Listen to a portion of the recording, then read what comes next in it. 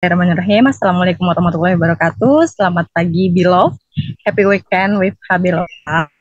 Alhamdulillah hari ini spesial banget karena Habilova itu kedatangan tamu lagi ya. Nah, langsung aja nih kita sapa teman ngobrol Habilova hari ini yaitu Kak Pujianih Mariani, owner dari Dapur Merapi ya Kak. Assalamualaikum Kak Anik.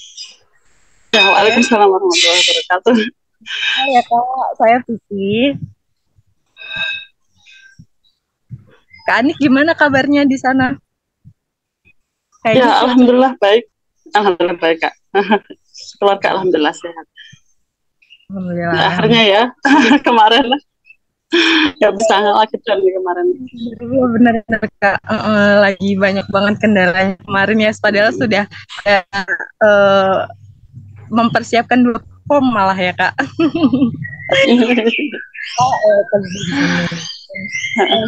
Juga ya untuk Kakak dari Bilov nih yang hadir hari ini di Zoom. Terima kasih banyak atas waktunya.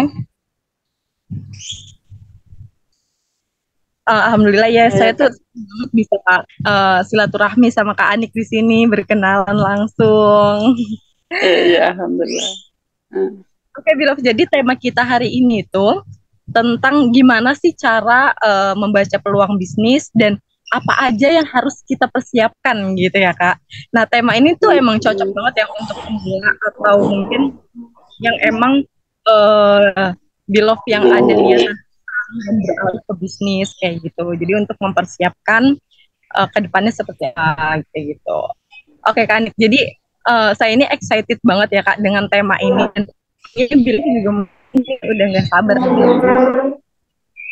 perjalanannya Kak Anik gitu ya. Kak Anik, suara saya jelas ya Kak ya? Suara saya jelas ya? Suaranya Kak Vicky yang agak timbul tenggelam ini. Ini sebentar ya. Iya, saya kok kayaknya jauh gitu loh suaranya. Oke. Kalau seperti ini sudah terdengar lebih jelas? Iya, tapi kecil. Sebentar ya. Itu sebentar ya. Suaranya agak jauh ya. Sebentar Kak. Iya, silakan Kak. Di sini jelas kok Kak. Oh, oke. Berarti mungkin jauh ya. Iya. Atau ya Kak. Oh, Mbak Esa nggak bawa headset. Apa aku sebenarnya? Wah, tuh suaranya. Katanya sih dong mungkin. Macam dia pernah. Tolong. Itu malah soal direkam. Kau coba nyambi. Kamu aja. Gimana Kak Anik? Gak apa-apa, pelan-pelan aja. Kita ketemunya virtual memang ya ada lumayan banyak kendala ya. Jadi nggak apa-apa. Oke, sudah masuk suara saya Kak Anik?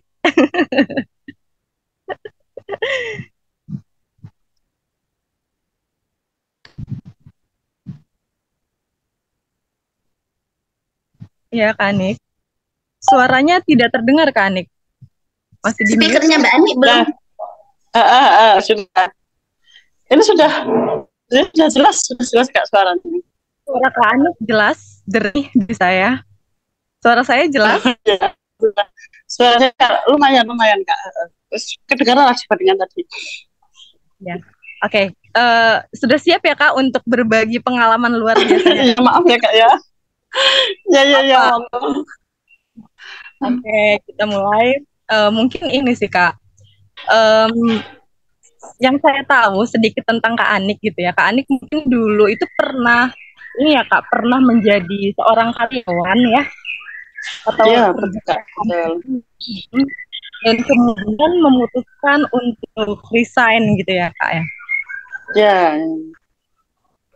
Nah, kalau boleh tahu tuh apa sih alasannya resign, bukannya ketika kita sudah jadi karyawan gitu ya Kak. Itu kan maksudnya penghasilan pun jelas kayak gitu ya Kak. Kalau Kak Anik sendiri tuh ada sih Kak gitu alasannya untuk resign? Boleh dong Oh Kak ya. diceritain. Ya jadi gini Kak, nanti kan kita sebagai wanita nanti pada masanya kita akan menjadi ibu yang benar ya. Ini audiennya yang wanita atau ada bapak-bapak juga, ibu-ibu semuanya. Jadi gini, nanti kita kalau misalnya kita rumah tangga dan kita menjadi ibu, itu next akan kita apa dapat pilihannya sangat seperti itu. Apa kita akan bertahan dengan karir kita, ataukah kita akan apa istilahnya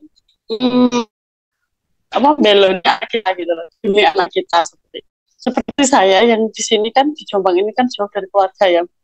Pada saat itu pandemi, anak saya itu yang sudah protes sekali begitu nggih. Jadi anak saya tuh sudah sangat protes gitu. Mi kok setiap hari saya ditinggal ya, protes yang sangat ekstrim sih menurut saya, sudah yang nggak mau sholat, terus yang nggak mau ngaji gitu, terus bilang gini, Umi itu nggak sayang sama aku ya, kok setiap hari meninggalkanku gitu. Jadi saya tuh akhirnya cek gitu, kayaknya memang apa ya langkah yang saya tempuh untuk menjadi seorang wanita karir ini kok jalan yang salah begitu. Akhirnya ya dari disitulah saya akhirnya memutuskan ya sudah Bismillah, saya akhirnya resign demi anak saya, menemani tumbuh kembangnya, merawatnya. Saya nggak tega Kak, saya sebagai ibu nggak tega menitipkan anak itu ke orang lain ya, yang belum tentu amanah begitu. Karena di sini saya nggak punya keluarga loh ya, dengan catatan tidak punya keluarga. Gitu. Mungkin kalau misalnya ada nenek atau ada saudara yang sekiranya bisa dititipi ya. Gitu, itu problematika sebenarnya pas awal-awal gitu ya. Gitu, iya itu. Kurang lebihnya seperti itu Kak. Intinya saya lebih membelani untuk menemani tumbuh kembang anak gitu. Rezeki ya nanti biarlah Allah yang mengatur begitu. Yang penting anak saya sehat, saya apa namanya terawat dengan baik, terdidik dengan baik seperti itu. Itu mungkin Kak ya. Harus banget Kak ya. Pada akhirnya memang kembali ke fitrahnya ya Kak. Kita sebagai benar-benar sebagai seorang ibu gitu ya, dimana kita emang fitrahnya ada di sana kayak gitu. Akhirnya kembali lagi ke kewajiban-kewajiban itu. Makanya Kak Anik mungkin memutuskan untuk resign dari situ ya Kak. Nah Kak Anik, dapur Merapi ini kan lumayan udah banyak juga ya produknya. Nah, ada nggak sih kan sebelumnya Kak Anik terus nyiapin memutuskan resign, ada nggak sih yang dipersiapkan gitu? Langsung resign aja atau memang ada yang dipersiapkan, oh saya mau resign ini, saya mau mulai bisnis nih gitu, jadi saya harus mempersiapkan ini gitu, ada nggak? Oh ya tentu ya Kak, maksudnya ketika kita resign itu dari pekerjaan kan nggak mungkin kita langsung mau resign gitu ya, tentu banyak pikiran panjang ya sebetulnya setelah kita siapkan begitu. Saya termasuk orang yang apa ya perhitungan dalam artian ketika saya resign itu nanti bagaimana itu sudah benar-benar saya siapkan gitu. Yang pertama tentu kita harus punya mental ya Mbak. Karena ketika kita nanti resign tentu semuanya itu sudah nggak dulu, termasuk nanti cibiran tetangga gitu ya, sarjana kok menganggur gitu, sarjana kok ini. Mereka tidak, pandangan orang secara umum itu kan menganggap bahwa berdagang itu bukan pekerjaan begitu. Bahkan ibu saya sendiri itu bilang gini, lu kenapa kok resign, kenapa kok nggak kerja lagi, nanti kamu makan apa begitu. Jadi intinya menganggap bahwa berdagang itu bukan bekerja, yang bekerja adalah pekerja kantoran, pekerja bank dan lain-lain seperti itu. Jadi mental itu harus dipersiapkan ya, karena dari orang-orang yang terdekat kita ya. Terus finansial yang kedua, mental itu ya yang harus kita persiapkan, dari cemoohan orang misalnya, dari ya banyak hal ya. Terus yang kedua itu adalah finansial ya, kita sebenarnya itu boleh loh idealis, itu boleh, tapi kita tetap harus realistis, benar nggak? Kalau misalnya saya insya Allah nanti kalau misalnya saya nurut sama suami pasti nanti dikasih sama Allah, memang, tapi tetap kita harus realistis, jalannya itu dari mana, kan Allah sendiri juga sudah berfirman ya, kalau misalnya Allah akan mengubah nasib suatu kaum kalau kamu sendiri merubah, seperti itu ya. Jadi yang kedua adalah persiapan finansial. Jadi pada saat itu saya itu paling tidak itu punya backupan dana apa ya, 6 bulan ke depan itu harus aman begitu Kak. Ya bagus kalau misalnya 1 tahun aman malah lebih bagus lagi ya. Jadi kalau saat itu saya 6 bulan dihitung-hitung mulai dari nanti bisa mencairkan BPJS Ketenagakerjaan, nanti dapat sangu dari ini saya selama 9 tahun ya kerja di bank itu Kak, sebelum akhirnya memutuskan resign itu ya, nanti dapat sangu dari ini dari bank itu berapa, itu sudah dikalkulasi sebulan berapa berapa, kira-kira dipakai modal berapa, begitu harus benar-benar yang dihitung begitu. Jadi kalau misalnya ya keputusan untuk resign itu pun juga ya bukan keputusan yang ujuk-ujuk gitu Kak. Itu kan sudah pertimbangan yang sangat matang. Makanya kalau teman-teman ada yang mau resign itu benar-benar pertimbangkan kalau mau resign ya. Jangan hanya keputusan emosional. Istilah aku capek dengan beban ini, dengan target ini kayak gitu. Ya sebenarnya pekerjaan akan seperti itu kalau kamu berpikir seperti itu ya. Jadi yang harus benar-benar dipertimbangkan ke depannya gimana keadaan finansial bagaimana nanti ya Kak ya. Kalau kita dulu waktu kerja mau beli jajan apa kan ya oke aja ya kita punya uang gitu, gitu ya kan. Nanti kalau udah kita nggak kerja, kita semuanya harus izin suami, kita harus minta suami, ya kan semuanya akan berubah gitu, nggak sama. Kita nanti kerja sendiri, megang uang sendiri ya. Jadi finansial ini cukup harus benar-benar dipersiapkan. Terus yang ketiga adalah blueprint ya. Jadi nanti kita mau gimana sih setelah resign, ya benar kita ngeramut ngeramut kan nggak mungkin nanti kalau misalnya anak sekolah kan kita nganggur, masa kita nganggur beriman-beriman nggak mungkin ya. Jadi kita kira-kira apa sih bagi seorang ibu rumah tangga yang bisa dijalankan dan sekiranya bisa menghasilkan uang supaya kita meskipun kita di rumah kita tetap menghasilkan uang seperti itu agar bisa membantu ke ekonomi keluarga. Ya kalau misalnya suami kita ya dalam kondisi sudah mapan, misalnya finansialnya sudah oke, itu nggak masalah.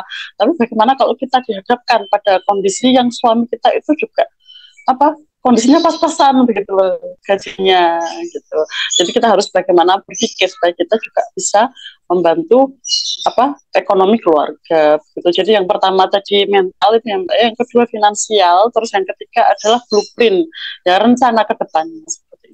Itu sih Kak. Sampun insya Allah itu. Ya, jadi ini sudah mempersiapkan semuanya gitu ya Kak. Iya, ini sudah saya pikirkan sih Kak dari awal. Ya, menarik sih. Gimana caranya kita tetap idealis itu boleh, tapi kita harus realistis. Yang tadi saya petik. Iya, saya termasuk gini Mbak ya. Saya termasuk orang idealis ya, maksudnya gini, setelah nanti aku pasti akan esok mangan selama aku ikut kata suami ini kan idealisnya seorang ibu, saya harus menjadi seorang ibu, tanahkah berapapun yang diberikan suami saya harus ikhlas. Ya iya kalau realistis dong, kalau misalnya sehari kan dikasih 10.000 cukup Kak, dengan kebutuhan yang semakin lama semakin mahal, cukup kah? Nggak mungkin kan cukup gitu loh Kak. Itu memang kita idealis boleh ya nurut suami, itu ya perintah agama ya kita nurut suami, ini Allah pasti akan menolong, tetapi kita harus realistis dengan kebutuhan yang sangat mahal, uang segitu cukup Kak kan gitu loh Kak ya, realistis ya itu ya gitu Kak. Nah ini menarik nih Kak Anik. Anik pilihnya itu bisnis kuliner. Iya. Jadi gini, kenapa kok saya pilih kuliner? Sebenarnya ini kayaknya yang nggak nyambung juga sih Kak. Sebenarnya saya itu suka makan ya dari dulu. Nggak nyambung. Tapi ya ada benang merahnya juga. Suka makan, terus dan suka mengoreksi makanan begitu. Ini kok kayaknya kurang ini ya, setiap makan sama suami itu kurang ini ya. Makanya saya tuh akhirnya pinter mendekat. Kan sebenarnya kalau kita usahakan ATM ya, amati, tiru, kemudian modifikasi seperti itu ya. Jadi itu. Nah, itu saya gokil sih Kak. Alasan gokil saya ya, karena saya suka makan. Terus alasan yang realistis lagi yang pertama karena usaha kuliner itu tidak membutuhkan modal yang banyak. Benar nggak? Rugi nih usaha kuliner itu nggak sampai 500.000. Waktu saya pertama kali malah istilahnya nggak sampai 200.000 saya itu modalnya, karena peralatan rumah tangga yang selama ini saya pakai, dapat juga hadiah dari teman-teman kerja dulu itu satu set peralatan masak begitu loh Mbak, ya itu yang saya manfaatkan untuk bisnis saya ini. Jadi modalnya nggak banyak, paling ya berapa ya untuk praktek itu nggak banyak lah Mbak, nggak sampai 500 kok, 200 bahkan mungkin sampai ya. untuk praktek gitu. Kan nanti praktek GIGP sudah kerasa belum, nanti disuruh ngicipi sama teman-teman kita gitu. Nggak banyak. Yang kedua karena perputarannya cepat. Jadi coba kalau misalnya setiap hari mungkin nggak, misalnya penjual baju itu setiap hari akan laku ya, mungkin yang kalau di pasar ya. Tapi kalau misalnya bagi kita pedagang online belum tentu juga kan setiap hari. Tapi kalau makanan gitu Mbak, insya Allah setiap hari yang beli gantian begitu. Jadi bukan slow moving ya, bukan slow moving. Kalau misalnya tas itu kan masuk slow moving ya, baju paling ramenya kan kalau hari raya ya mungkin ya. Saya belum berpengalaman sih, cuma dengar-dengar cerita dari teman-teman itu loh, Mbak. Itu ya perputarannya cepat kan, kita butuhnya kan setiap hari ada pemasukan supaya bisa buat belanja, buat makan, buat jajan anak gitu Kak. Jadi setiap hari harus ada pemasukan, itu alasan yang kedua. Yang ketiga itu resikonya kecil ya tadi ya, nyambung ya tadi. Jadi kalau misalnya saya enggak payu itu paling enggak bulan enggak sampai 100 gitu loh Kak ya.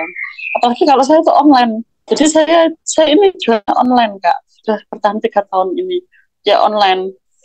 Jadi istilahnya jemput bola, saya antar apa gitu, pakai DO, delivery order seperti itu. Gitu. Terus yang terakhir itu alasannya karena apa ya, kuliner itu pangsa pasarnya itu luas. Hampir semua orang suka makan, nggak bener nggak? Nggak ada yang nggak suka makan ya. Jadi semuanya, bahkan dari usia kecil sampai dewasa sampai ibu-ibu misalnya gitu, semuanya tuh suka. Jadi pangsa pasarnya tuh luas sekali.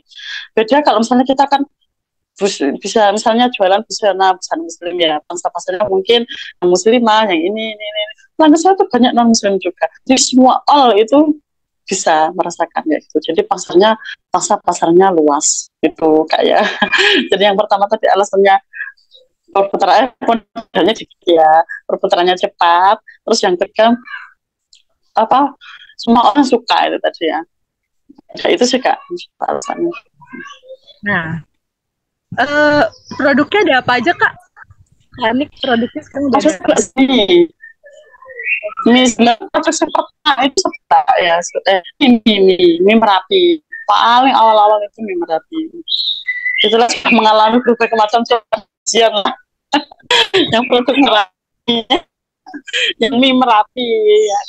Nah, kenapa tuh Kak? Kenapa di antara banyaknya produk kuliner itu kan luas ya Kak? Banyak banget.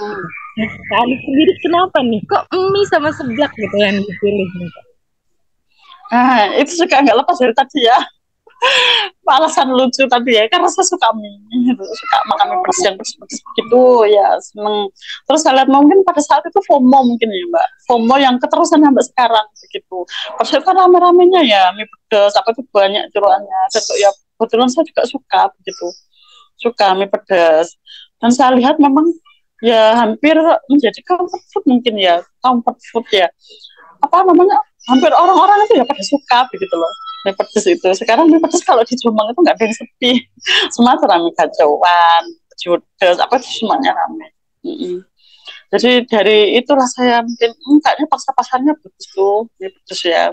Selain saya juga suka sebenarnya ketika kita membuka usaha itu kalau kita senengnya tuh ya seneng gitu loh Kak.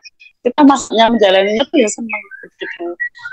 Jadi masaknya pun jadi enak gitu karena kita seneng gitu. Iya. Itu ya, sih kalau seblak kalau seblak itu ya sama juga Kak, saya suka termasuk seblak itu kan juga umurnya lama ya sepertinya.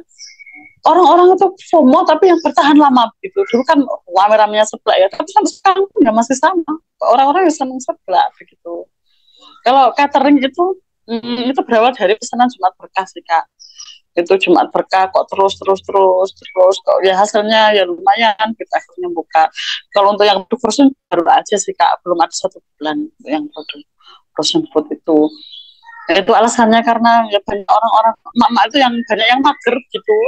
biasanya mewadahi itu gitu loh. Mama kalau udah malam itu sudah malas masak yang ruwet, akhirnya saya mengambil untuk membuka frozen itu, produksi sendiri juga bukan dari reseller. Itu sih Kak, insya Allah gitu. Berarti Kak Anik itu untuk jualannya di mana ya Kak? Facebook, online itu via apa? Saya kalau mie itu ya Kak, mie itu saya kan sudah lama tuh di Facebook ya. Dulu di Facebook, tapi sekarang itu hampir promosinya tuh hanya di WA saja, karena sudah banyak pelanggan, sudah memiliki pelanggan. Kalau mie itu ya, mie itu sudah banyak pelanggan lah ya, sudah kenal. Kalau mie Merapi itu siapa ya, itu sudah kenal. Soalnya seringkali aku teman merekomendasikan teman begitu. Oh, mie Merapi enak, direkomendasikan teman. Jadi saya itu bukan yang sudah nggak yang gencar sekali promosi gitu, karena dipromosikan sama customer saya begitu. Untuk yang mie, untuk sebelah ini ya masih perlu perlu ini sih, perlu banyak promosi juga. Saya di Facebook biasanya WA itu yang paling utama saya WA. Soalnya kadang itu juga males Kak. Apa namanya, karena sistemnya kan delivery ya. Kalau misalnya di Facebook itu kan all ya, di Jombang all jauh-jauh begitu. Kalau sudah masuk di WA itu kan yang dekat-dekat sini gitu. Jadi kalau di Facebook itu hanya untuk menjaring customer gitu. Kalau ayam ini juga saya masih penetrasi pasar tidak sebenarnya. Saya masih harus gencar begitu. Belum ada yang mengenal produk saya. Karena setiap produk itu memang perlu penetrasi pasar sendiri. Maksudnya bukan berarti oh Mbak Ani ini minyak enak, belum tentu lah ayamnya enak kan gitu. Jadi setiap produk itu perlu di jor-joran dulu. Kalau sudah orang kenal kita sudah enak. Kita sudah istilahnya sudah ketok tular lah orang-orang, oh enak akhirnya banyak seperti itu Kak, insya Allah. Berarti Kak Anik ini udah ada selain di online gitu ya, offline itu juga ada ya Kak? Offline dulu kan pernah sempat membuka Kak ya, offline di depan rumah dimakan di rumah begitu. Cuma itu apa, terasnya itu kalau pas ini hujan gitu loh Kak, hujan tuh masuk terus akhirnya tutup ya, akhirnya balik lagi ke online gitu ya. Jadi pesanan dari sekolahan itu, lembaga-lembaga di pondok pesantren gitu, misalnya yang disasar seperti itu ya. Itu Kak, Sudah pure ya online semua gitu ya Kak, dan khususnya di WhatsApp gitu ya Kak. bentar Kak, diulang Kak, suaranya ada jualan es krim, ada orang jualan es krim, sebentar ya Kak, kita soalnya. Iya. Nah, jadi udah Kak, udah. Masih berisik ya, sorry nanti. Ada brand langsung masuk nih. Oh, udah. Sudah pure via online semua ya untuk pemasarannya. Ya, betul, online Kak. Ya. Jadi masih kalau target pasar bisa nggak sih Kak sampai keluar Kak? Kalau keluar kota sih kayaknya bisa ya. Kalau untuk produk yang ini frozen ya, insya Allah bisa ya, itu bisa dikirim pakai parcel ya. Tapi kalau apa namanya mie apa itu kan ya dalam lingkup daerah sini aja sih, daerah Jombang aja, masih belum sampai keluar kota. Kalau ayam okapnya insya Allah bisa sih Kak, itu apa namanya frozen itu ya, bisa pakai parcel itu sih yang mendukung ini pengirimannya. Oke, Kak Anik, ini semua usahanya masih urus sendiri atau udah ada karyawannya Kak? Kalau catering ini Kak, saya biasanya pakai karyawan ya. Kak, kemarin itu kan waktu puasa itu ada pesanan selama 15 hari, pesanan buka puasa. Itu saya sudah nggak sanggup, saya sendiri. Saya pakai karyawan untuk masak. Ada satu karyawan. Itu. Kalau untuk mie-nya sehari-hari itu saya kerjakan sendiri. Kalau yang catering itu kan dulu itu pesanan sampai 1.550 porsi waktu Ramadan kemarin, banyak sekali. Jadi ya sudah mengatasi Mbak. Kalau soalnya berat, catering itu apa namanya, kuliner itu memang berat ya. Usaha kuliner itu beda dengan jualan baju. Itu kalau pendapat saya sebagai pengusaha kuliner ya, nggak tahu nanti pendapat teman-teman yang usahanya baju ya. Kalau saya itu kuliner berat sekali, belum masaknya, belum nanti membuat bumbunya, belum nanti apa korah-korahnya tuh luar biasa gitu loh, lelahnya itu luar biasa. Jadi ketika saya dapat orderan waktu apa puasa itu, makanya ya nggak sanggup cari karyawan akhirnya. Karyawannya itu sementara begitu Kak. Kalau misalnya ada pesanan banyak itu baru pakai karyawan. Kalau selama masih bisa dikerjakan sendiri ya dikerjakan sendiri. Saya dulu kan ceritanya pernah dulu membuka ini di depan Indomaret juga Kak, ceritanya dulu. Nah, terus ternyata pengelolaan karyawan itu nggak mudah begitu loh. Saya pernah punya pengalaman mengelola karyawan juga ya di depan Indomaret.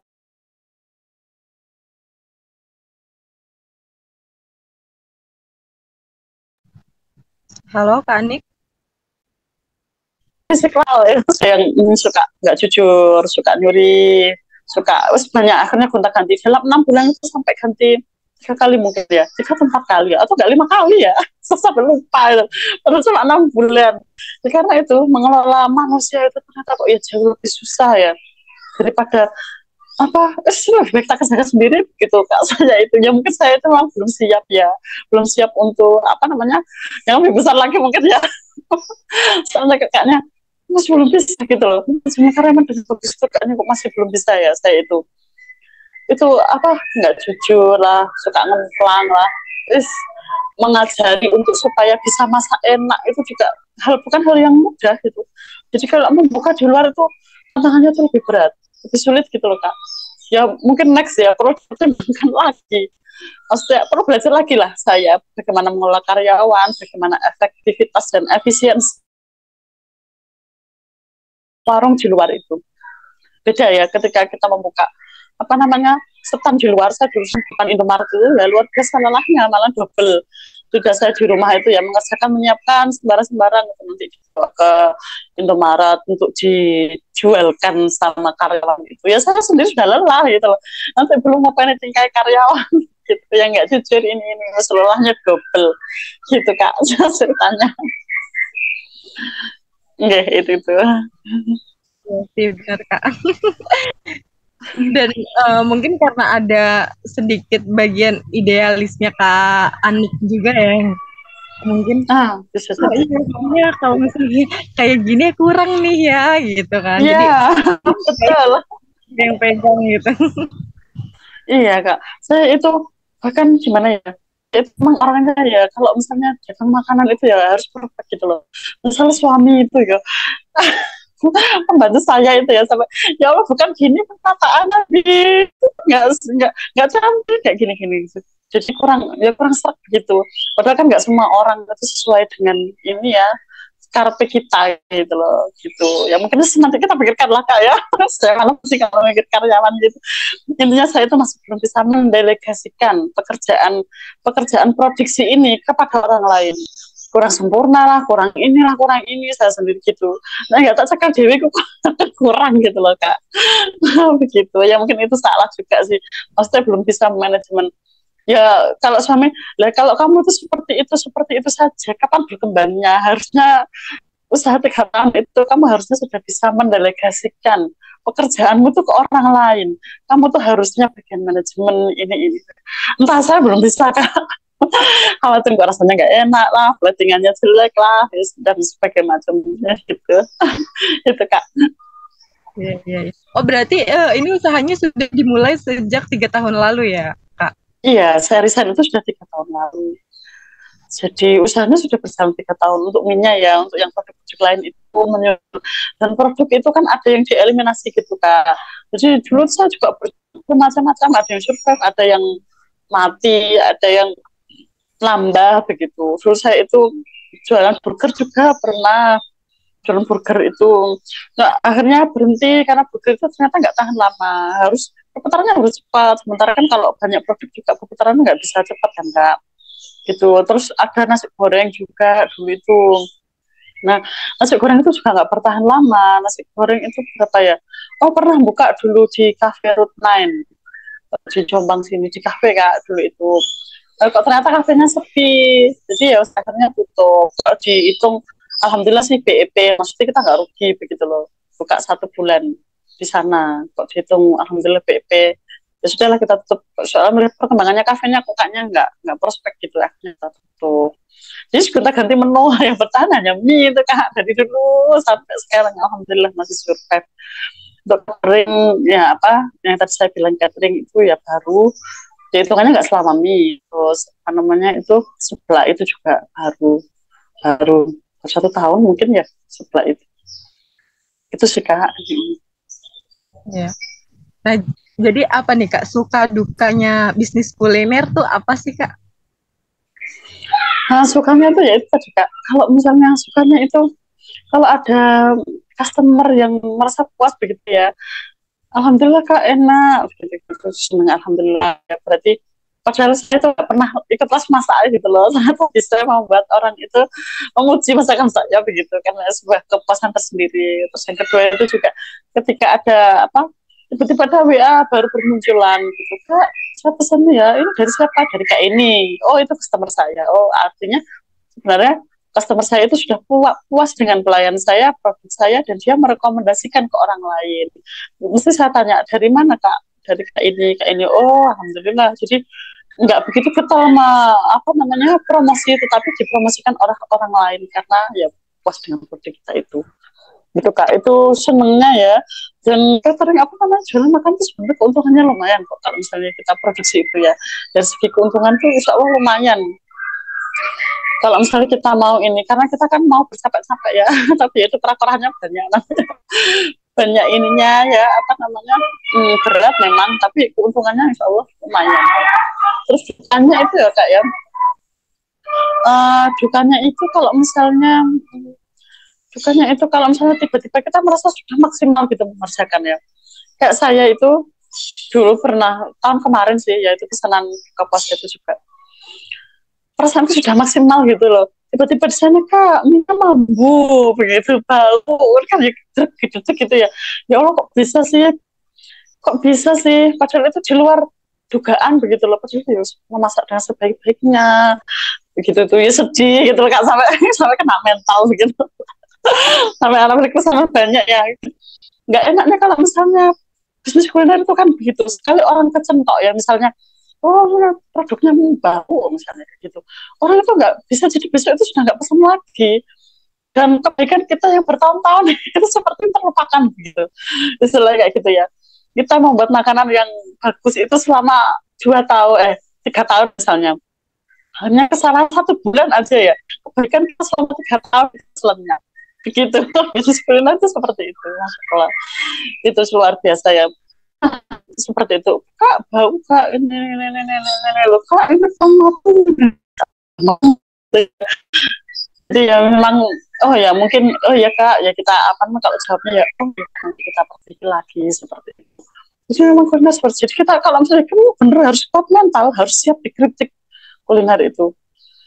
Kita merasa perasaan itu sudah matang deh, perasaan ini nggak mungkin deh kalau bau, tapi nyatanya memang bau seperti itu. Jadi kita harus pinter gitu loh Kak. Kalau usaha kuliner itu jam berapa kita harus membuatnya, harus tepat waktu. Kita harus menyajikan jam berapa supaya tidak bau. Tetapi kita juga harus cepat menyajikan supaya kita tidak telat. Bingung kan ya? Nanti kalau kelamaan kita memasak, kita bisa telat, ya kan? Kalau kecepatan bisa bau. Stres ya. Itu benar-benar harus ditempa Kak. Maksudnya usaha kuliner itu nggak usah misalnya gitu apa gitu tuh mentalnya udah kuat. Usaha kuliner dikritik satu aja langsung patah hati, langsung patah hati, nggak boleh gitu, nanti kamu nggak bisa berkembang. Nggak apa-apa, anggap saja kritikan adalah sebuah hal yang membangun gitu, diperbaiki begitu Kak. Jadi nggak enak ya ketika dikritik dan terus akhirnya nggak kembali lagi ya, masih syukur-syukur misalnya sudah terus mengkritik tapi besoknya masih pesan lagi, itu kan enak ya, maksudnya kita nggak kehilangan pelanggan potensial. Terus ngeritik habis itu besok nggak pernah pesan lagi gitu ya, sudah nggak kehilangan pelanggan seperti itu. Terus itu masalah waktu itu juga Kak, karena kan seiring berjalannya kita, kalau dulu saya waktu mengerjakan pesanan pasar sunnah itu kan sehari 100 gitu ya, itu kan saya yang nggak sanggup mengerjakan sendiri, saya dari karyawan itu. Nah itu kalau misalnya terjadi sesuatu di dalam ada kendala di luar dugaan gitu loh Kak, misalnya tiba-tiba padahal di Cipno gitu karyawan nggak masuk gitu. Terus kita akhirnya pontang-panting sendiri. Padahal dijemputnya nanti pesannya jam 1, ternyata mundur sampai jam 2. Gitu tuh sudah dicelaku nggak karu-karuan ya. Kita itu sudah diceramai panjang kali lebar kali tinggi ya. Luar biasa. Dia benar-benar apa ya, usaha kuliner kan menyiapkan mental ya. Nggak tahu kalau di usaha yang lain ya, karena sejauh ini saya belum pernah sih ya menjalani usaha yang lain. Tetapi mungkin ya setiap usaha mesti ada inilah ya Kak ya, ada resikonya ya. Masa ya usaha kuliner saja kan nggak mungkin baju juga ada resikonya. Cuma saya nggak pengalaman sih. Ya pengalamannya usaha kuliner itu kalau misalnya bau terus ramai, terus habis itu telat gitu, diseramai panjang kali lebar Kak, ngeramai itu ya diseramai nggak masalah, yang penting balik lagi nggak masalah. Tapi kadang diseramai panjang kali lebar sampai ya Allah mentalnya itu harus kuat gitu. Setelah itu apa namanya, sudah nggak pesen lagi ya, itu ya sedih. Itu sukanya ya. Insya Allah itu. Nah, boleh dong Kak Anik kasih pesan-pesannya untuk teman-teman, untuk Bilof di sini nih. Gimana sih kalau kita tuh ingin memulai bisnis Kak? Oh iya, teman-teman kalau ingin mulai bisnis yang pertama otomatis harus tentukan ide ya, ide dulu. Tapi nggak tahu ya, ada yang bilang juga terus pakai usaha ya usaha wae dijalani. Kalau saya nggak bisa, harus menentukan ide dulu. Saya itu apa ya, saya orangnya itu benar-benar yang kudu terplanner gitu loh Mbak. Semua itu nggak bisa langsung dadak, kita nggak bisa, harus kita akan dulu gitu loh. Kalau misalnya mau ya berarti idenya mau yang segmented itu juga perlu difikirkan. Misalnya kalau mau yang di pinggir jalan itu ya, atau mau di rumahan itu kan juga beda lagi nanti ya kan. Jadi yang pertama adalah apa namanya, tentukan ide bisnisnya dulu. Mau usaha apa sih ditentukan, mau makanan itu dikemas seperti apa sih, itu harus ditentukan dulu ya. Itu kalau saya sih Kak, nggak tahu yang lain ya, yang bisa langsung eksekusi ya monggo, tapi kalau saya nggak bisa, harus ada planning dulu. Begitu. Yang kedua, lakukan riset pasar ya. Itu kalau misalnya kita mau usaha, ini kira-kira tetangga ada yang beli nggak ya, kira-kira pelangganku siapa ya, kira-kira pasar-pasarnya siapa ya, itu perlu dipikirkan. Nggak bisa kalau misalnya saya senengku dewi, aku senengnya masuk gak bisa tuku pokoknya aku ya usaha iki ya nggak payu ya. Jadi selain berdasarkan kesenangannya kita juga harus meriset pasar ya. Kira-kira pasar tuh maunya apa sih? Kayak tadi yang saya ceritakan ya, saya kenapa kok usaha mie itu ya, saya lihat kok mie ini FOMO yang terus berjalan begitu, FOMO tapi panjang gitu loh ininya ya, kayak sebelah itu juga, itu perlu riset pasar juga. Terus yang ketiga, buat rencana bisnis sederhana. Nah, jadi buat orat-oratan lah Kak, saya kan seneng ya orat-oratan gitu ya. Kalau misalnya aku dulu ini apa namanya, mau buat apa warung di depan rumahku, nanti tak kasih perpus, tak kasih ini biar orang yang menunggu itu nggak bosan, nanti biar bisa baca gitu. Ada rencana dulu tapi sudah belum jalan lagi karena ya ada hujan tadi loh Kak yang masuk rumah itu. Nanti ya next rencananya mau dijalankan lagi ya. Itu juga harus di apa namanya, dibuat orat-oratan, direncanakan mau buat apa gitu Kak. Ya sekali lagi saya tidak bisa langsung los gitu loh, usaha apa karpe gitu nggak bisa, harus benar-benar yang direncanakan dengan baik gitu. Terus yang keempat, mulai dengan modal terjangkau, itu sangat penting Kak ya. Yang pertama tadi ya saya ceritakan, saya itu punya modal berapa itu dipakai. Kalau wajar sosial apa itu kan ya investasi, mesti alat-alat itu bisa kita gunakan loh, bisa kita maksimalkan ya. Kalaupun kita menambah aset itu nggak banyak, paling bantu untuk apalah, nggak banyak lah intinya. Beda dengan bisnisnya, kalau laptop komputer itu kan butuhkan modal yang puluhan juta ya mungkin ya. Kalau saya nggak bisa, karena saya kemampuan saya, oh ini kayaknya mampunya memang bisnisnya kuliner gitu ya. Jadi makanya ketika ada teman saya itu pernah curhat ke saya, Mbak ini apa nama suamiku itu loh, kan beliaunya ini apa guru PNS, guru, mau menggadekan SK ya Mbak, buat modal usaha gitu. Nah, saya bilang jangan sampai seperti itu, karena apa? Bisa mungkin kalau misalnya mau usaha itu jangan utang gitu loh Kak. Soalnya apa? Utang itu kita mau laba, mau rugi, mau nggak bank itu disemayani, nggak mau waktunya bayar ya kita bayar gitu kan. Nah, jangan sampai kita kok kemerungsung ya, penyakit orang usaha itu sebenarnya kemerungsung. Apa ya, kalau di Malang bahasanya apa Kak? Kemerungsung itu apa ya? Dibantu Kak Galuh.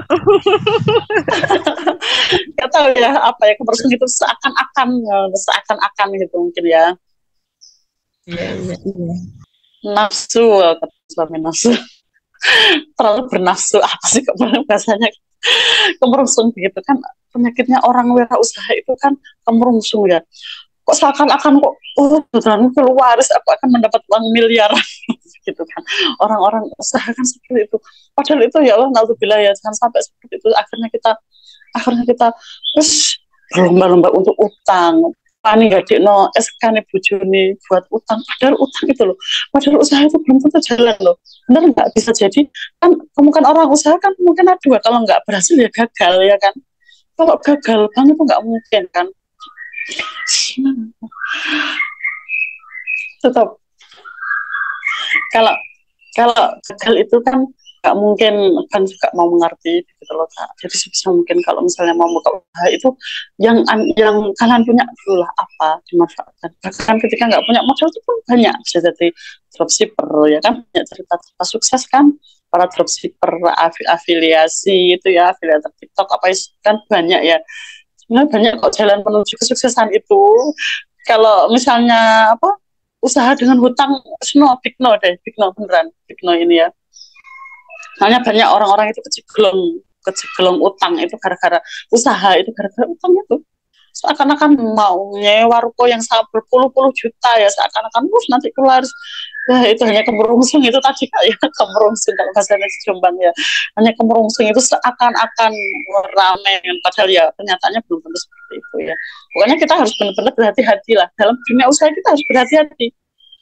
Nggak boleh kalau misalnya kita sembarang, kalau kita ini memaksakan semua model kita pakai semua, nggak bisa, kita tetap harus waspada dan hati-hati ya Kak ya, karena dunia usaha itu ya boleh dibilang kejam juga ya, banyak penipuan di situ, banyak apa-apa di situ, banyak sekali ya itu ya. Yang empat, memulai modal terjangkau ya. Terus yang kelima, bergabung dengan komunitas ya Kak ya. Kalau di sini itu di Malang itu ada nggak komunitas TDA? Tangan di atas. Ada nggak Kak di Malang? Kalau di sini tuh ada SBC sama TDA. Yes. TDA ada ya? Ada di banyak kota sih Mbak. Di banyak kota ya? Di Malang juga ya? Iya, cuma kita tidak tergabung di sana sih Mbak. Ya. Ya itu pilihan sih Kak.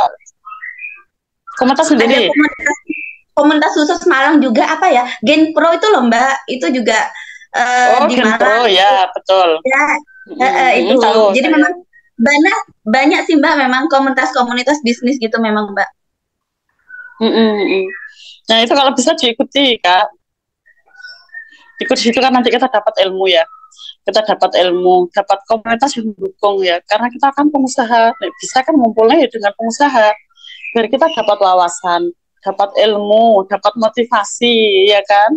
Kalau misalnya kita kumpulnya sama, ya bukan nggak boleh kumpul sama anak-anak karyawan itu ya, ya boleh saja. Tapi kan paling enak kita sharing-sharingnya kan dengan sesama pengusaha gitu. Ya. Terus yang keenam, manfaatkan promosi media sosial ya. Ini ya kan. Kalau saya sendiri ya agak gaptek ya, dipanggil tahu ya, kalau saya gaptek sekali ya. Itu. Kalau misalnya ini ya, kalau misalnya kita nggak paham media sosial, sebenarnya ada jasa ya, kayak dipanggil ini kan usahanya ya, bisa pakai jasa ya, karena kita di era media sosial ya, kita harus benar-benar kalau promosi door to door kan ya kelamaan ya. Benar, pada kita satu kali posting aja udah banyak yang lihat ya gitu ya. Kita harus benar-benar memanfaatkan media sosial ya. Gitu. Terus yang selanjutnya adalah jalin kemitraan ya. Sebenarnya kalau misalnya kita usaha itu kalau pengen cepat itu kan ya punya mitra ya. Istilahnya reseller ya. Coba lihat itu para pengusaha skincare itu omsetnya kan bisa miliaran. Karena tangannya banyak. Tangannya itu apa? Reseller. Ada reseller, ada. Kalau kalian Ya sejauh ini belum saya lakukan sih, tetapi next pengennya juga seperti itu. Nanti untuk ayam ungkep ini saya membuka reseller, kan kita itu semakin banyak tangan, semakin banyak yang membantu kerja kita. Kita kan sebenarnya nggak berat ya membentuk reseller, agen gitu langsung seret gitu ya, produksinya langsung banyak, langsung keuntungan juga langsung banyak gitu ya. Terus yang terakhir adalah terus belajar dan tingkatkan kemampuan ya. Jadi memang begitu, belajar bagaimana promosi, belajar bagaimana produksi juga, apalagi untuk kuliner ya, apa namanya, nggak mudah begitu loh. Zaman itu terus berkembang, selera orang itu juga berkembang, ya kita harus mengikuti itu. Kalau misalnya kita mau usahanya bisa tetap survive seperti itu sih insya Allah ya, tips-tips untuk apa pengusaha pemula ya, itu sih Kak. Itu. Allah, Masya Allah. Iya, Kak Anik ini memang insya Allah seorang pembelajar yang baik ya, Kak. Jadi semoga Kak sama-sama belajar. Iya, step by stepnya itu benar-benar dirincikan sekali. Kak Anik itu iya, gitu ya, idealis, terus emang plan semuanya, preparing kayak gitu ya, kayak itu udah jiwanya Kak Anik banget gitu, makanya semuanya benar-benar terperinci, terstruktur kayak gitu ya Kak.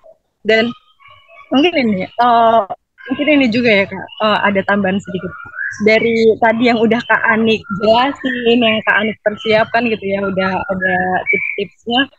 Sebetulnya memang kembali lagi kalau yang tadi mulai aja dulu, mungkin setelah tahapan ini ya Kak, setelah tahapan Kak Anik udah melewati pemikiran panjang ini, yuk langsung mulai aja dulu. Dari mana nih mulainya? Dari yang Kak Anik paling suka kayak gitu ya kayak. Dari yang iya.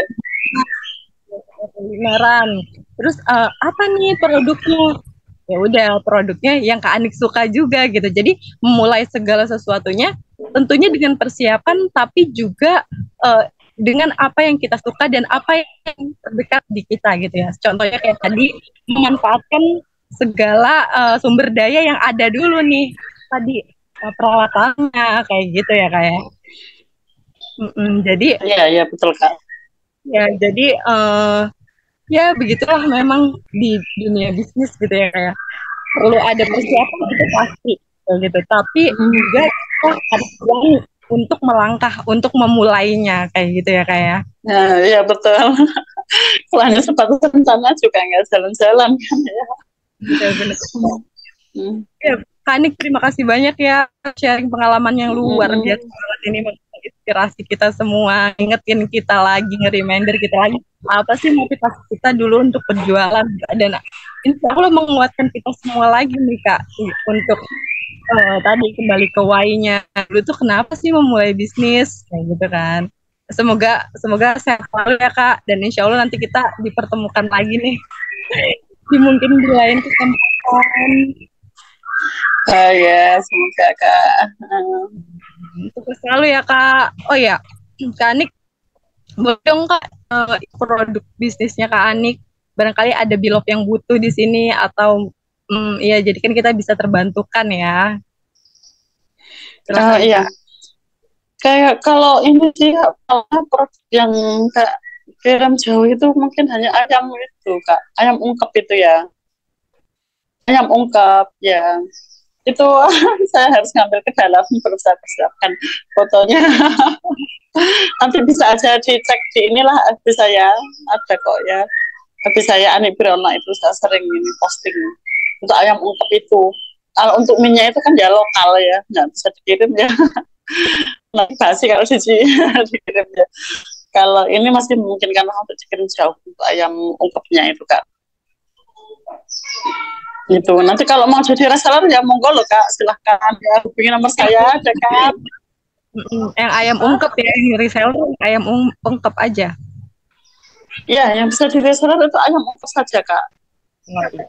Iya, dan bisa di search-nya itu di Facebook-nya, nama Facebook-nya Anik Briono ya Kak. Anik Briono ya. Nah mungkin yang di daerah Jombang juga boleh ya Kak, langsung mampir kemana nih Kak? Untuk ke perumahan.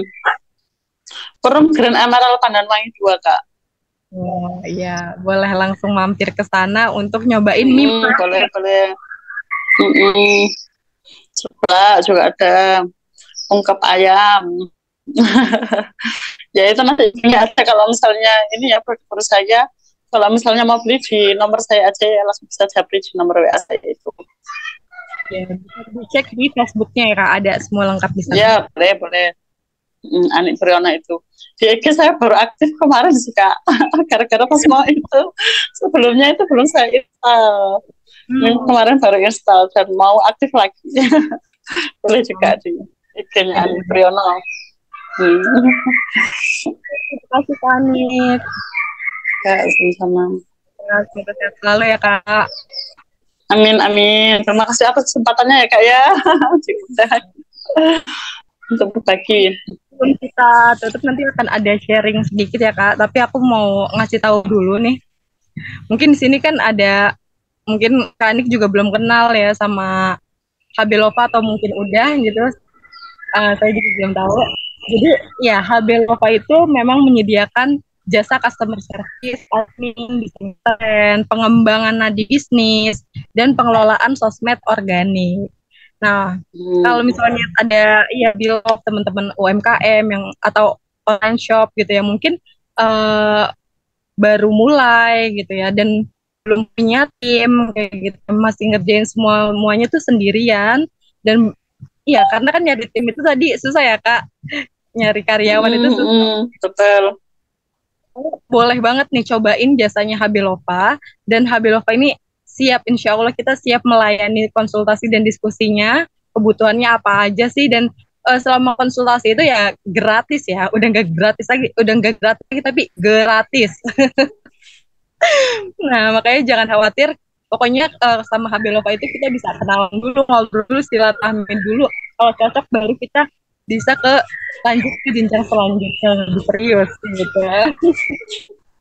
Nah kita langsung message ke DM gitu, Facebook juga kita ada, atau langsung WhatsApp ke admin kayak gitu. Biasanya di Instagram juga udah cantumin nomor admin di bio. Nah jangan lupa juga untuk cek Instagramnya Habelova, yaitu @habelova ID, dan YouTube-nya Habelova Official.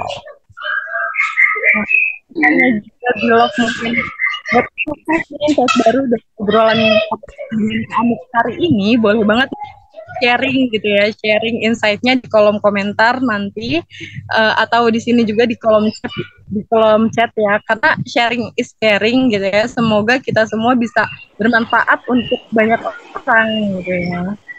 Oke, Kak Ani kalau gitu terima kasih, dan mungkin